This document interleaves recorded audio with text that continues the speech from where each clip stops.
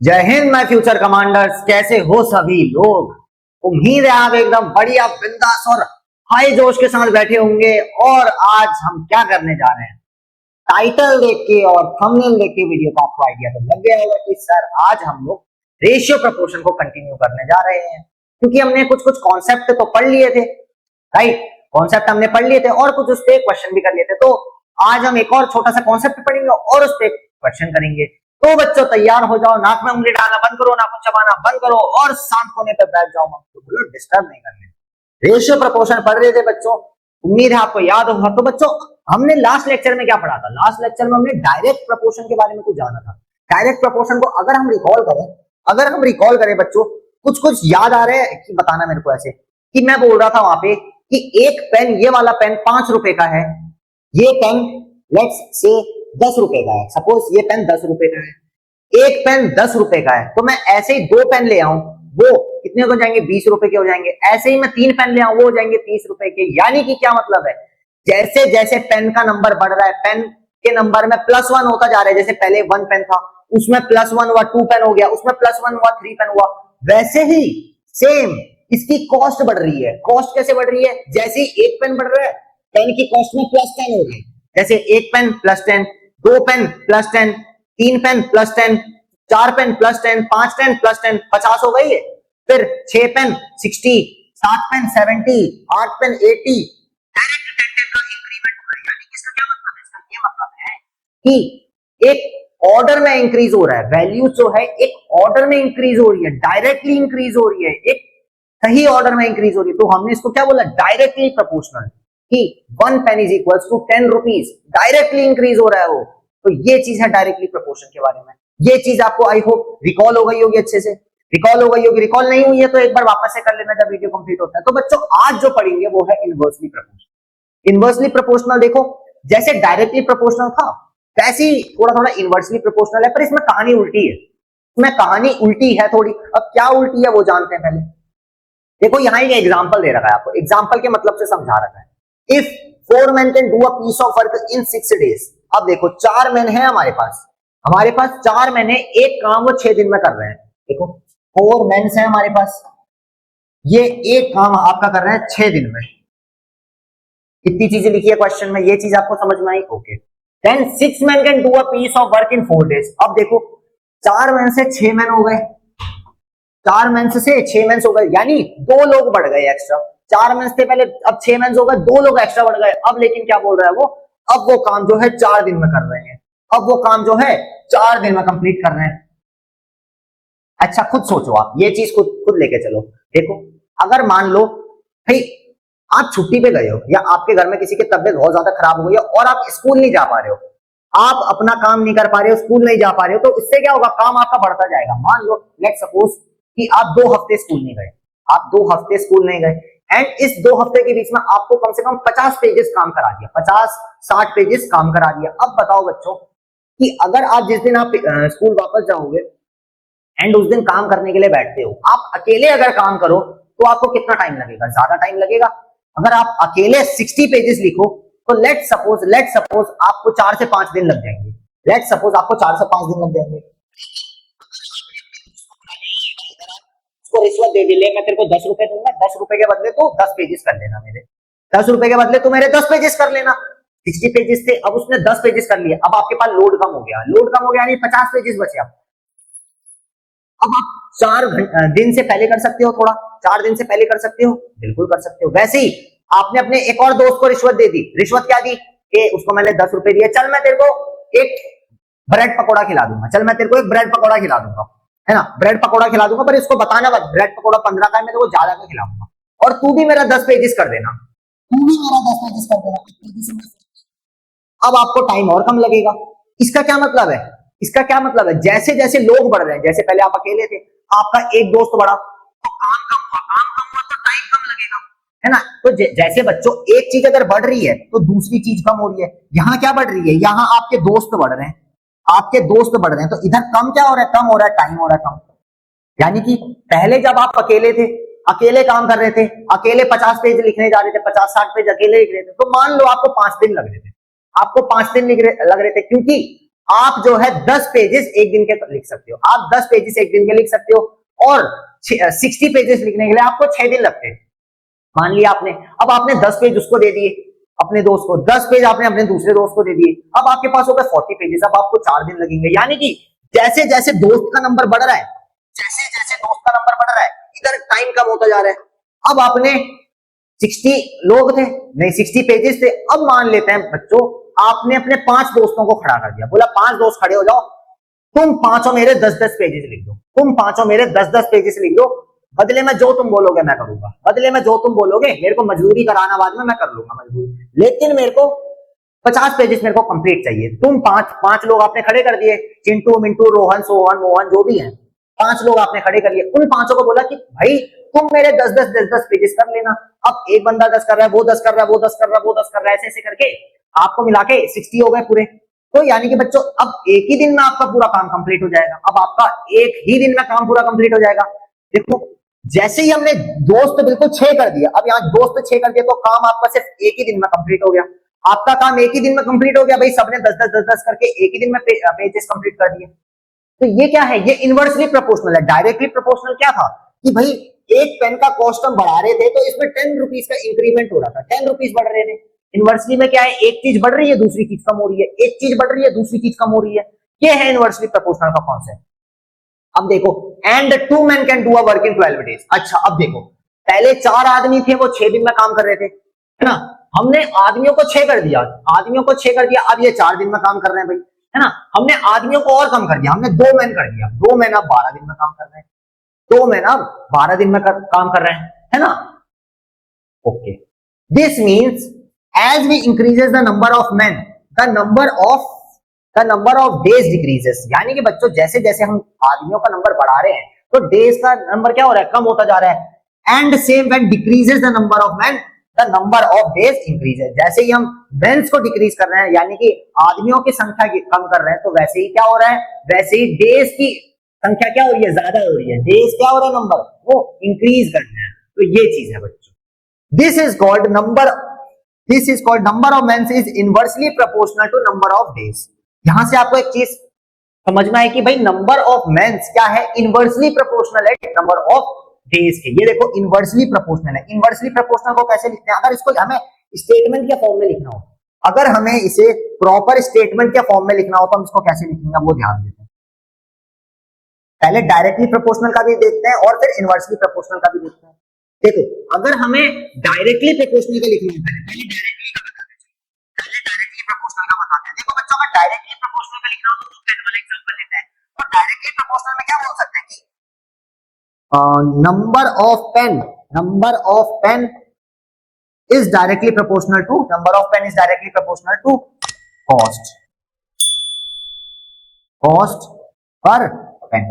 यानी कि बच्चों जैसे जैसे नंबर ऑफ पेन इंक्रीज करोगे कॉस्ट ऑफ पेन इंक्रीज होगा। अब ये साइन जो है डायरेक्टली प्रोपोर्शनल है, इसके सामने ये लिखोगे तो डायरेक्टली प्रोपोर्शनल है। ये चीज समझना, इसको लिख लो फटाफट से, इनवर्सली बताता हूं, इसको लिख लो फटाफट से, फिर इनवर्सली बताता हूं। चलो अगला आगे चलते हैं। नंबर ऑफ पेन और कॉस्ट पर पेन देख लिया। अब देखो इनवर्सली प्रोपोर्शनल पे अगर हम आए, इनवर्सली प्रोपोर्शनल पे अगर हम आए तो क्या होगा, नंबर ऑफ मेंस जो था हमारा, नंबर ऑफ मेंस लिखेंगे, the number of mens. Inversely का साइन अब देखना, इनवर्सली का डायरेक्टली की तरह ही होगा, डायरेक्टली की तरह होगा, पर अंतर कहां आएगा, यहां 1 अपॉन क्या, डेज, 1 अपॉन क्या, नंबर ऑफ। तो ये बात है बच्चों, नंबर ऑफ मेंस क्या होंगे, डायरेक्टली प्रोपोर्शनल होंगे, नहीं इनवर्सली कैसे लिखना है, ये वाला साइन तो लगेगा ही लगेगा। देखो यहां भी ये साइन आ रहा है, यहां भी ये साइन आ रहा है। इनवर्सली में कहां आएगा, ये 1 अपॉन में आ जाएगा, ये 1 अपॉन में आ जाएगा, ये 1 अपॉन में आएगा। यानी कि नंबर ऑफ मेन जैसे बढ़ेंगे नंबर ऑफ डेज कम होंगे, नंबर ऑफ डेज जैसे बढ़ेंगे नंबर ऑफ मेन कंप्लीट कम होंगे, है ना। तो ये चीज आपको थोड़ा समझनी पड़ेगी कि भाई डायरेक्टली प्रोपोर्शनल कैसे लिखते हैं और इनवर्सली प्रोपोर्शनल कैसे लिखते हैं। इसको फटाफट से लिख लो, इसको फटाफट से लिख लो, वीडियो को पॉज कर लो, फटाफट से इसको लिख लो, फिर हम लोग आगे चलते हैं। आगे चले बच्चों, चलो।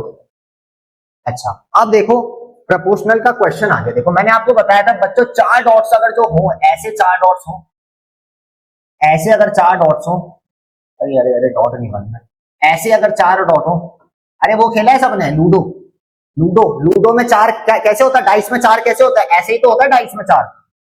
अरे 4 ऐसे ही होता है ना डाइस में। हाँ, तो ऐसे अगर डॉट्स बने, वो किसका मतलब है, वो प्रोपोर्शनैलिटी का मतलब है, उसका प्रोपोर्शनैलिटी का मतलब है। प्रोपोर्शन क्या होता है, रिकॉल करो चीजें। प्रोपोर्शनल क्या होता है, प्रोपोर्शनल क्या होता है, दो रेशियोज को जो इक्वल प्रूव कर दे वो प्रोपोर्शनल होता है।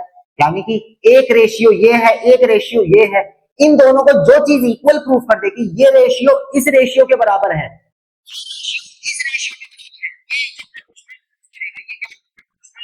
पी होती है। क्या होता है, प्रोपोर्शनैलिटी। ओके बच्चों, अब देखो 2/3 इसको हम इक्वल टू पढ़ते हैं, इसको हम इक्वल टू पढ़ते हैं, लेकिन अगर प्रोपोर्शन ये इसमें आ रहा है, रेशियो में आ रहा है, तब हम इसको क्या पढ़ेंगे, इसको प्रोपोर्शन पढ़ेंगे। तो नॉर्मली लिख देते हैं 2:3 को कैसे लिखेंगे, 2/3 लिख देंगे। इसको मैंने बोला इक्वल टू लिखते हैं। 4:x को क्या लिखेंगे, 4/x। अब बच्चों यहाँ पे आपको x की वैल्यू निकालनी है। अब आपको यहाँ पे x की वैल्यू निकालनी है। x कैसे निकालोगे, देखो x को सबसे पहले एक साइड छोड़ दो, एक साइड छोड़ दो। x को जो चीज हमें निकालनी हो, हमें उसे एक साइड रख देना। यहाँ पे क्या है, x क्या है, ये x क्या है, हाँ ये x बच्चों आपका क्या है, वेरिएबल है। ये x क्या है, वेरिएबल है। यानी कि, और ये जब जो 4 है, 2 है, ये 3 है, ये सब क्या है, ये आपके कांस्टेंट है, इनकी वैल्यू कांस्टेंट है, ये वेरिएबल है। तो कभी भी अगर आपको वेरिएबल की वैल्यू निकालनी हो तो सारे कांस्टेंट को एक साइड कर दो, सारे वेरिएबल को एक साइड कर दो। यहाँ लेकिन एक ही वेरिएबल है, हम इसको एक साइड कर देते हैं। हम इस वेरिएबल को इस साइड कर देते हैं, क्योंकि अब ये डिनोमिनेटर में, हमें न्यूमरेटर में चाहिए। x हमें कहां चाहिए, न्यूमरेटर में चाहिए। तो देखो बच्चों, ये x को हम इधर ले आते हैं। अब अगर ये इधर आ गया तो ये क्या हो गया, 2 इंटू एक्स हो गया, 2 इंटू एक्स हो गया अपॉन 3 तो एज इट इज है, इज इक्वल्स टू 4। ये चीज हुआ। अब ये 3 को बच्चों तुम इधर भेज दो, डिवाइड में है, उधर जाके क्या हो जाएगा, मल्टीप्लाई। यानी कि ये इधर 2 इंटू एक्स था पहले से, इज इक्वल्स टू 4 इंटू 3 क्या होता है, 4 3 जा 12। 4 इंटू 3 क्या होता है, 4 3 जा 12 होता है। ठीक, अब मैंने बोला ये जो आपका क्या है, वेरिएबल है, वेरिएबल को एक साइड छोड़ दो, कांस्टेंट को उधर भेज दो, कांस्टेंट को उधर भेज दो। ये कांस्टेंट है। अब देखो 2 मल्टीप्लाई बाय एक्स है, 2 इंटू एक्स है, 2 इंटू एक्स है, मल्टीप्लाई है, उधर जाके क्या हो जाएगा, डिवाइड हो जाएगा। यानी x is equals to 12 divided by x is equals to 12 divided by 2। कितना आ जाएगा, 2 1 जा 2, 2 6 जा, क्या आ जाएगा बच्चों, 6 आ जाएगा। यानी कि बच्चों x की क्या वैल्यू होगी, x की वैल्यू अगर हम यहाँ पे 6 रख दें, x की वैल्यू अगर हम यहाँ पे 6 रख दें तो 2:3 इज इक्वल्स टू 4:6 इक्वल हो जाएगा। 2:3 इज इक्वल्स टू 4:6 इक्वल हो जाएगा। Hence it will be in proportion, hence it will be in proportion. ये चीज समझ में आई आपको, ये चीज आपको समझ में आई। 6 will be your correct answer. I hope आपने यही आंसर आया होगा।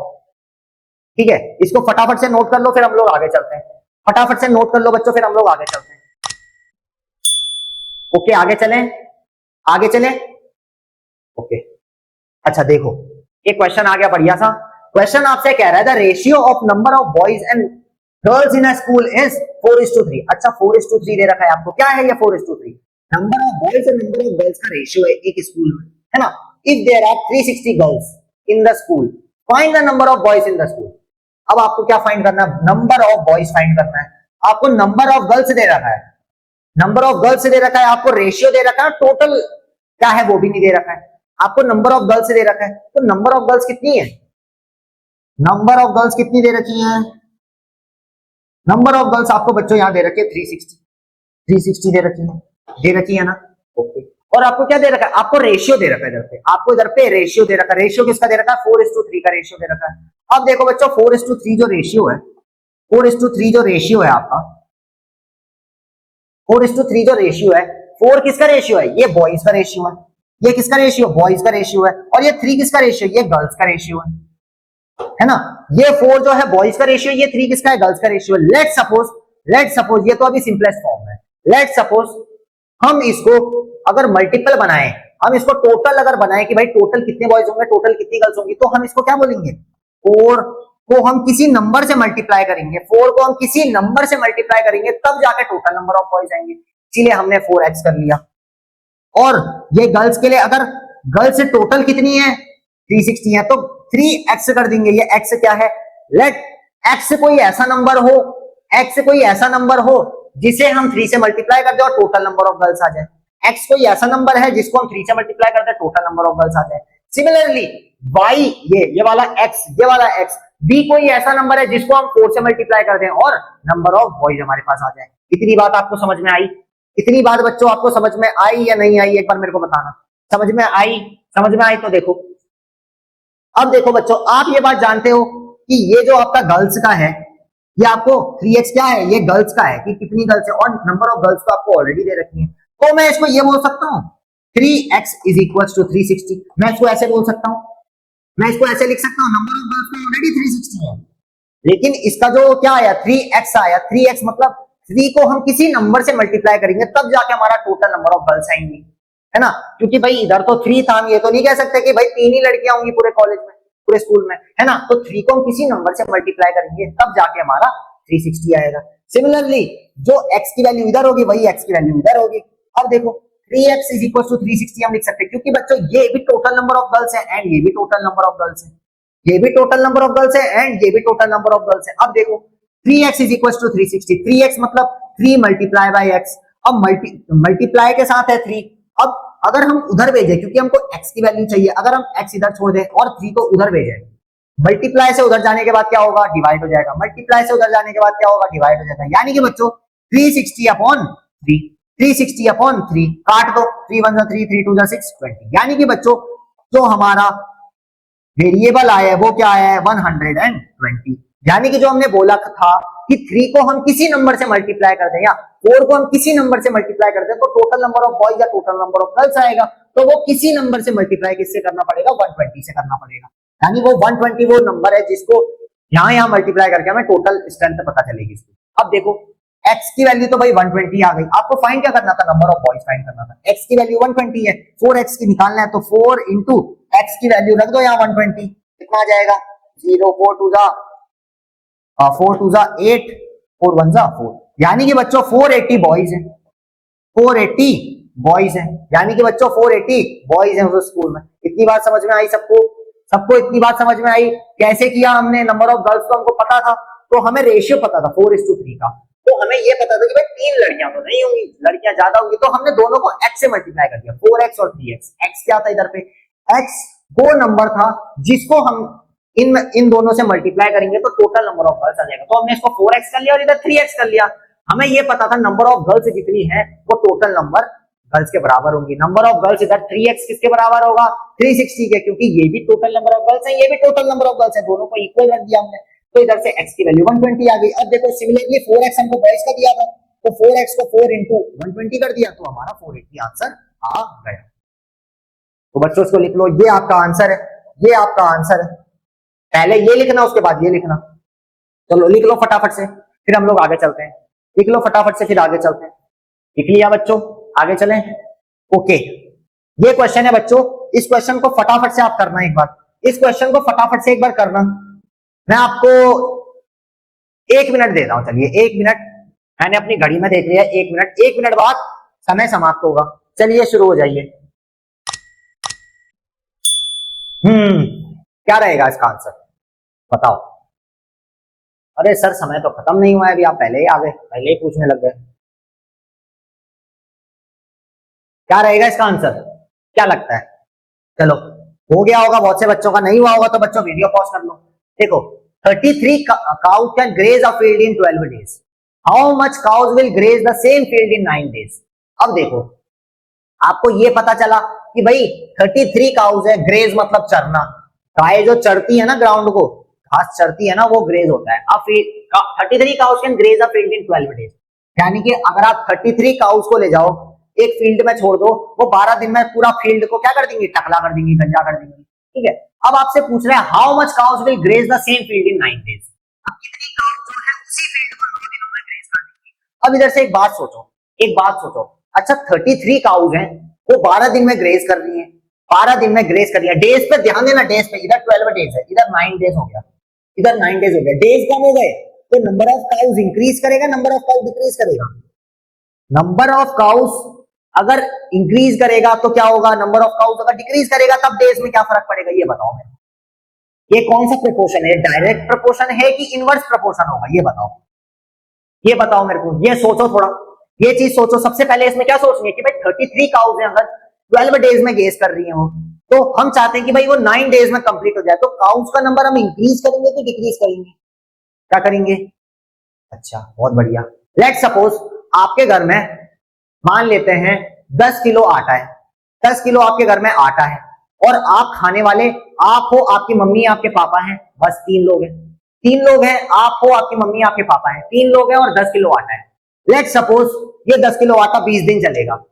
लेट सपोज ये 10 किलो आटा 20 दिन चलेगा। पर नहीं भाई, मेरे को आपके घर में आना था, मैं पूरी 4 लोगों की फैमिली लेके आपके घर में आ गया कि भाई आज चलो तुम्हारे घर में खाना। अब लोग कितने हो गए? मेरे 4 और आपके 3, 7 लोग हो गए।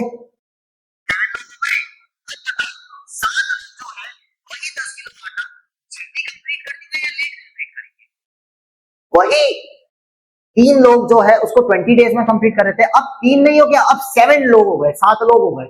अब वो जो आटा है ज्यादा चलेगा या कम चलेगा? अब कम चलेगा भाई, ऑब्वियस सी बात है। पहले 20 डेज में कंप्लीट हो रहा था, अब मान लेते हैं भाई 10-12 दिन में कंप्लीट हो जाए, है ना?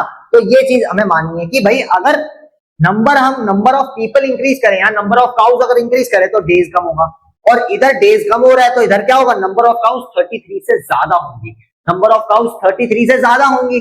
तो कभी भी ऐसा क्वेश्चन आए तो सबसे पहले आप क्या देखोगे? ऑप्शन देखोगे। यहाँ पे आपको यहाँ पता चलेगा कि भाई ये इनवर्सली प्रोपोर्शनल का एग्जांपल है, तो अगर नंबर ऑफ डेज कम हो रहे हैं तो नंबर ऑफ काउज ऑब्वियसली 33 से बड़ी होंगी, ऑब्वियसली 33 से बड़ी होंगी, तो आप ऑप्शन देखोगे। 4 ऑप्शन होंगे।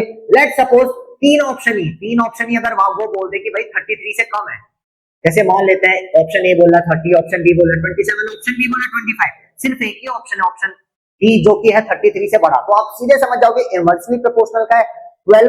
33 का और 12 डेज में ग्रेस कर रही थी। 9 डेज के बारे में पूछा तो इनवर्सली प्रोपोर्शनल है, डेज कम हो रहे हैं तो काउज बढ़ेंगी, यानी 33 से ज्यादा आंसर होगा। आप तुरंत समझ जाओगे, बिना सॉल्व करे आप आंसर टिक कर लोगे। तो ये चीज आपको पता होनी चाहिए।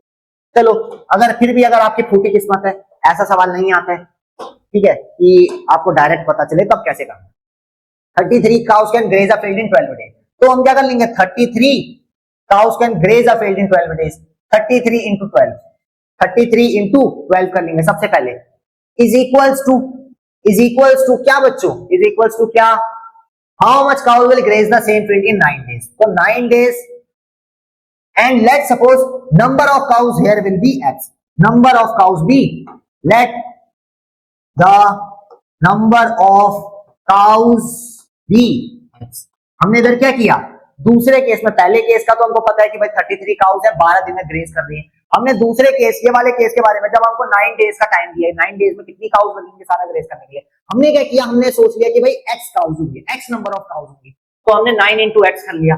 अब देखो बच्चों, हमें जो है ये वेरिएबल जो है इसको एक साइड रखना है, भले ही आप इसको इधर ले जाओ या इसको इसी साइड छोड़ दो, और कांस्टेंट को सारे एक साइड कर लो। ऑलरेडी x इधर है तो 9 को हम इधर भेज देंगे, तो क्या हो जाएगा? 9 अगर मल्टीप्लाई में उधर जाके क्या हो जाएगा? डिवाइड हो जाएगा। तो देखो ये क्या हो जाएगा? 33 into 12 upon 9 is equals to x, is equals to x। ये x क्या है? नंबर ऑफ काउज है। अब देखो काटे इसको जरा, 3 3 जा 9, 3 4 जा 12, 3 3 जा 9, 3 4 जा 12, 3 1 जा 3, 3 11 जा, यानी बच्चों x क्या आ गया? 11 into 4 आ गया, जो कि होता है आपका 44 काउज, जो कि होगा आपका 44 काउज, और ये आपका सही आंसर हो जाएगा। ये आपका सही आंसर हो जाएगा। इसको फटाफट से लिख लो। यानी कि बच्चों 33 काउज अगर 12 डेज में ग्रेस कर रही है, तो 9 डेज में अगर हम चाहें कि भाई पूरा फील्ड कंप्लीट हो, तो 44 काउज को ले आएंगे। ये 44 काउज क्या करेंगे? पूरा का पूरा फील्ड जो है 9 डेज में कंप्लीट कर देंगे। चलो आगे चलते हैं, लिख लिया होगा। 5 men can do a piece of work in 12 days. In how many days will 6 men complete the same work? देखो सेम क्वेश्चन है, सेम बिल्कुल डिट्टो पहले वाले क्वेश्चन की तरह। जल्दी से वीडियो को पॉज करो और स्टार्ट हो जाओ। वीडियो को पॉज कर लो और स्टार्ट हो जाओ। लेट्स सी कि आप कितना जल्दी कर पाते हो उसको। वीडियो को पॉज कर लो और जल्दी से स्टार्ट हो जाओ। हो गया होगा, अब तो हो गया होगा, हो गया ना बच्चों? देखो simply 5 men can do a piece of work in 12 days, 5 into 12, जो सीधा दे रखा हमने सीधा मल्टीप्लाई कर दिया। 5 men can do a piece of work in 12 days, 5 into 12 सीधा equal to in how many days will 6 men complete the same work? In how many days 6 men complete the same work? कितने दिन में 6 लोग जो है same काम कर देंगे? कितने दिन में 6 लोग जो है सेम काम कर देंगे? अब देखो 6 men है और लेट इधर क्या रखेंगे? डेज को हम एक्स रख लेंगे, नंबर ऑफ डेज को क्या रख लेंगे, नंबर ऑफ डेज को क्या रख लेंगे, एक्स रख लेंगे, क्योंकि हमें जो चीज पूछी जाती है हम उसको एक्स रख लेंगे। 6 men complete the same work, तो डेज पूछा है ना, हाउ मेनी डेज पूछा है, डेज के बारे में पूछा तो हम इसको एक्स रख लेंगे, तो 6x हो जाएगा, 6 इंटू एक्स हो जाएगा, 6 इंटू एक्स हो जाएगा, तो 5 into 12 is equal to 6 into x. X को बच्चों इधर ही छोड़ दो, 6 को इधर भेज दो, ये क्या हो जाएगा, ये हो जाएगा आपका 5 इंटू 12 अपॉन 6, 6 1 जा 6, 6 2 जा 12, यानी कि बच्चों x इज इक्वल टू क्या आ गया, 5 इंटू 2 जो कि होता है आपका 10, 5 इंटू 2 जो कि होता है आपका 10, यानी कि 10 डेज लगेंगे इसमें, 10 डेज लगेंगे, 10 डेज लगेंगे। तो how many days will 6 men complete the same work, यानी कि 6 men जो है 10 डेज में सारा का सारा काम कंप्लीट कर देंगे। ओके चलो आगे चलते हैं, लिख लो इसको भी फटाफट से, आई होप 10 डेज आया होगा सबका आंसर, लिख लो इसको फटाफट से, फिर आगे चलते हैं मेरे बच्चों, आगे चले फिर। In a mixture between alcohol and water contains 30 liters alcohol and rest water is 2:3. If the mixture contains 30 liters alcohol, the quantity of water in the mixture will be. अब देखो ये वाला जो क्वेश्चन है ना, ये वाला जो क्वेश्चन है, अभी हमने स्टार्टिंग में जो वो स्कूल वाला कॉन्सेप्ट किया था, वो वाला क्वेश्चन किया था, जिसमें आपको नंबर ऑफ गर्ल्स दे रखी थी, आपको नंबर ऑफ बॉयज लगाना था, सेम उसी कॉन्सेप्ट पे ये क्वेश्चन बेस्ड है। जल्दी से इसको कर लो, जल्दी से वीडियो पॉज करके कर लो। हो गया बच्चों, हो गया ना, देखो कैसे करना है इसको। Firstly in a mixture between alcohol and water contains 30 litres alcohol. अच्छा अल्कोहल कितना दे रखा है आपको, अल्कोहल क्या दे रखा है, अल्कोहल आपको दे रखा है 30 लीटर्स, अल्कोहल आपको दे रखा है 30 लीटर्स एंड रेस्ट वाटर, और बचा हुआ पानी है। अब in a mixture between alcohol and water contains 30 litres alcohol and the rest water is 2:3। अब जो रेशियो है बच्चों, ये 2:3 जो रेशियो है, 2:3 जो रेशियो है, 2:3 जो रेशियो है, इसमें ये 2 पार्ट क्या है, इसमें ये 2 पार्ट क्या है और ये 3 पार्ट क्या है, कोई मेरे को बता सकता है, ये 2 पार्ट क्या है और ये 3 पार्ट क्या है, कोई मेरे को बता सकता है, कोई मेरे को बता सकता है ये 2 पार्ट क्या है, ये 3 पार्ट क्या है। देखो ध्यान से पढ़ो question, in a mixture between alcohol and water, तो बच्चों ये अल्कोहल है और ये आपका वाटर है, 2 पार्ट आपका अल्कोहल है, 3 पार्ट आपका वाटर है। लेट सपोज इसमें 5 पार्ट है, जिसमें से 2 पार्ट्स उसमें अल्कोहल है और 3 पार्ट क्या है, वाटर है ना। अब आपको दे रखा है अल्कोहल, आपको दे रखा है 30 लीटर्स। अभी हमको ये नहीं पता है कि भाई कि कितने पार्ट है अल्कोहल के, कितने पार्ट है, हमको खाली उसका रेशियो पता है। तो लेट सपोज अल्कोहल के 2x पार्ट्स होंगे, यानी कि 2 को हम किसी नंबर से मल्टीप्लाई करें तब जाके हमारा 30 लीटर्स कंप्लीट हो। सिमिलरली वाटर के लिए हमारे 3 को हम किसी नंबर से मल्टीप्लाई करें तब जाके वो एक क्या कंप्लीट होगा, तब जाके वो एक क्या कंप्लीट होगा, कंप्लीट वाटर कंप्लीट होगा। ओके तो 2x को हम ये जो टोटल, ये टोटल अल्कोहल है, उस सॉल्यूशन में टोटल अल्कोहल है कितनी है, 2x है। तो बच्चों हम इसको 2x इज इक्वल्स टू ये वाला 30 लिख सकते हैं, 2x इज इक्वल्स टू ये वाला 30 लिख सकते हैं, लिख सकते हैं, क्योंकि देखो लिखा है ना if the mixture contain 30 litres alcohol, तो 2x क्या है हमारा, अल्कोहल है, 2x is equals to 30 litre, तो x इज इक्वल्स टू क्या हो जाएगा, 15 लीटर हो जाएगा, x इज इक्वल्स टू क्या हो जाएगा, 15 हो जाएगा। होगा या नहीं होगा, बिल्कुल होगा। द क्वांटिटी ऑफ वाटर, आपसे वाटर पूछा है, तो वाटर क्या है बच्चों, 3x है, तो 3x क्या है, ये वाटर है, ये क्या है, ये वाटर है। 3x इज इक्वल्स टू क्या रखेंगे, x, 3x is equals to क्या होगा, देखो 3x जो हमसे पूछा है, 3 इंटू एक्स की वैल्यू 15 रख दो, x की वैल्यू 15 रख दो, 15 3 जा 45, 15 3 जा 45, 45 क्या लीटर। ये बात समझ में आई, ये आपको बात समझ में आई कि भाई अल्कोहल कितना लीटर है, अल्कोहल है 30 लीटर्स और आपका वाटर भी आ गया 45 लीटर्स आ गया, अल्कोहल 30 लीटर्स है, वाटर आ गया 45 लीटर्स।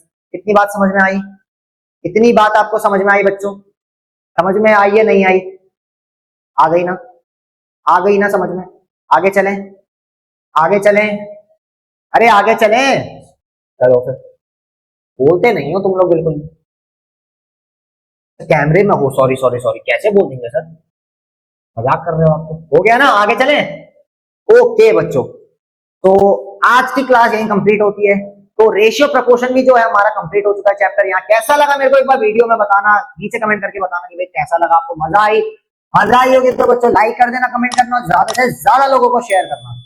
तो मैं मिलता हूं आपसे नेक्स्ट वीडियो में। तब तक के लिए जो भी क्वेश्चन कराए हैं एक बार वापस से इनकी प्रैक्टिस कर लेना, रेशियो प्रपोर्शन को भी अच्छे से रिवाइज करते हुए चलना, क्योंकि भाई बहुत बहुत ज्यादा इंपॉर्टेंट है एंड काफी ज्यादा मार्क्स इसमें से आएंगे आपके। ठीक है, तो इसको अच्छे से आप प्रैक्टिस कर लेना। तो बच्चों आज का वीडियो यही कंप्लीट रहता है, मुझे इजाजत दीजिए, अपना ख्याल रखें और अपने माता पिता का भी। जय हिंद।